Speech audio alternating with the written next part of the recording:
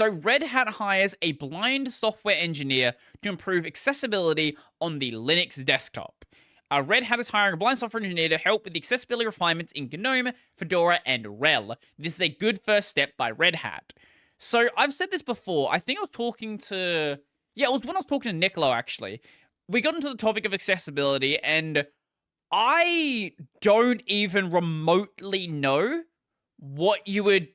What would be important to consider for accessibility? Like, I know the basic stuff, like worrying about screen readers, for example, and colorblind modes and different types of colorblind modes depending on your type of colorblindness, larger fonts, larger buttons, things like that. But probably the best person to know like what you would need to deal with deal with blindness when using these systems is probably someone who's also blind. So starting with Red Hat hiring Lucas...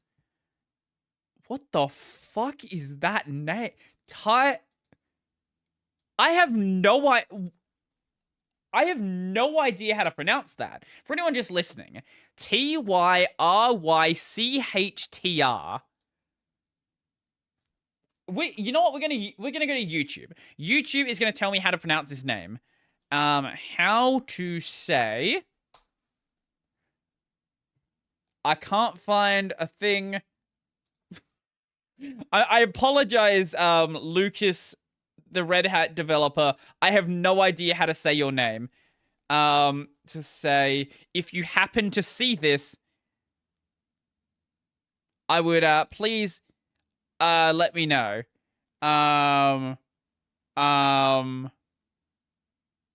Yeah, I found his Twitter, but that's about as far as we're about to get. Yeah, I don't know how to say this guy's name. Anyway, I'm getting distracted by his name. Starting with Red Hat hiring Lucas, who is a blind software engineer, to lead the effort in improving Red Hat Enterprise Linux and Fedora Workstation in terms of accessibility. Here, let me summarize some of the important parts of the blog post. We will have a look at the blog post as well. Actually, no, yeah, we'll do that in a second. While I mentioned that GNOME managed to have decent accessibility support in the past, Christian this is referring to the author of this article. Christian mentions what happened over the years. The first concerted effort to support accessibility under Linux was undertaken by Sun Microsystems when they decided to use GNOME for Solaris. Sun put together a team focused on building the pieces to make GNOME 2 fully accessible and worked with hardware makers to make sure things like Braille devices worked well. I've talked about these before. You can basically get like a Braille screen. I'll show you guys one. They're like fucking crazy. Braille Display. Here we go. Like there's different forms of these, but here we go. Braille Display images. Yeah, here's one of them. So it's like whatever like shows up on the screen, you can like go over stuff and it shows up like so these like white dots here all like raise up to be in different Braille forms. It's like a really, really cool device. Anyway.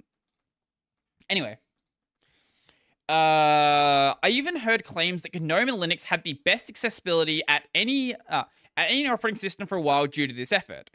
As Sun started struggling, got acquired by Oracle, this accessibility effort eventually trailed off with the community trying to pick up the slack afterwards.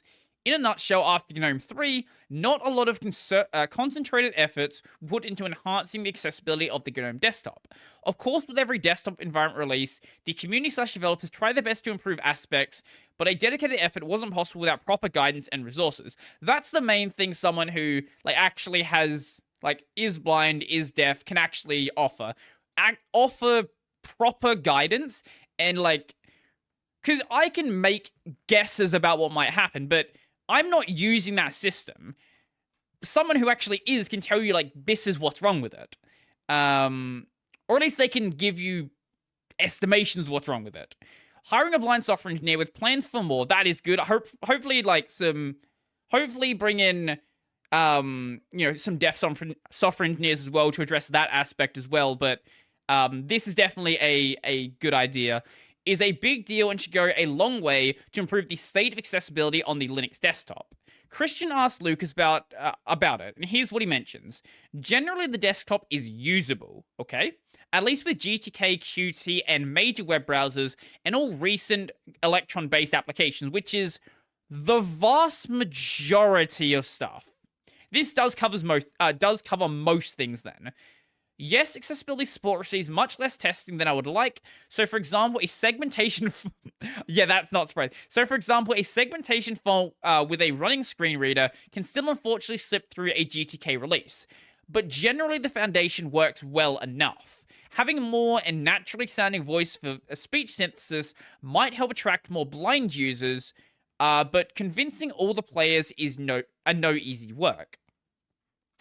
Overall, the fundamental/basic options for accessibility are in place, but can use improvements to make it a seamless experience across the platform. Okay, so the plans for accessibility improvements. With the current efforts, I think GNOME, Fedora Workstation, and RHEL should get meaningful improvements in the coming years. But what kind of enhancements are we looking at? You can read the blog post to get the details, but here's a summary. Need for more utilities for accessibility. Currently, it is limited to extremely few tools, Orca and SpeakUp. Orca I don't recognize, but SpeakUp is it's a voice synthesis system. Focusing on applications ported to GTK4, fair enough.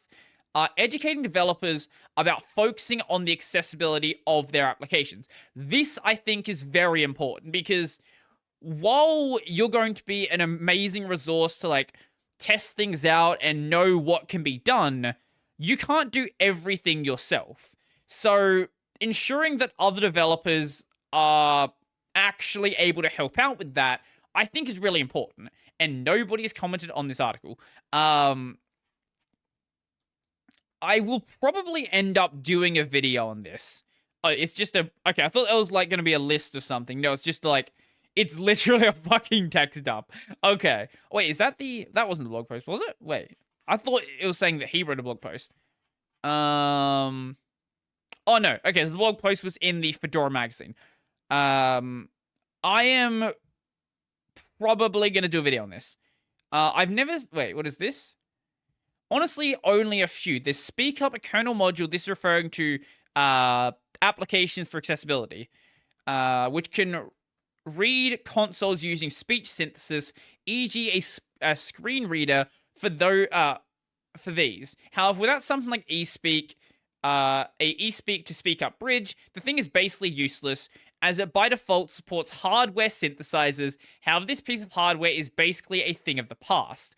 I've never seen one thing myself. I've never seen one thing myself. Right. Then there's Braille Tty. This piece of software provides Braille output for screen consoles and an API for applications which want to output Braille. So the drivers can be implemented only once, and that's basically it.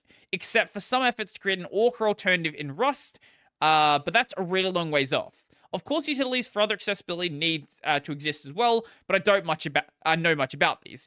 Yeah, this is something that I think is very important. I've said this a couple of times now. I'm going to say it again. He's probably a really great resource for problems involving blind accessibility, but like me, probably knows fucking nothing about, like, hearing impediment accessibility and things like that, or not having, like, full range of motion, or not having an arm, or things like being able to use your system effectively with a single hand, or different input device styles and things like that. Considering that he doesn't have, like, those other problems, he's probably just as lost about those solutions as someone like I actually would be. So I do think it's very important for them to bring on not necessarily other developers. They don't have to be developers, but at least other people who can advise them about ways the system can be improved that would affect them in their own personal way of using the system. I'm sure someone is going to see this and like, Red Hat bad, Red Hat's always bad. But look, if we're being completely honest, I don't think there's any way you can argue that what Red Hat is doing here is bad. Like, I really don't think you can actually say that. But I know someone's going to try.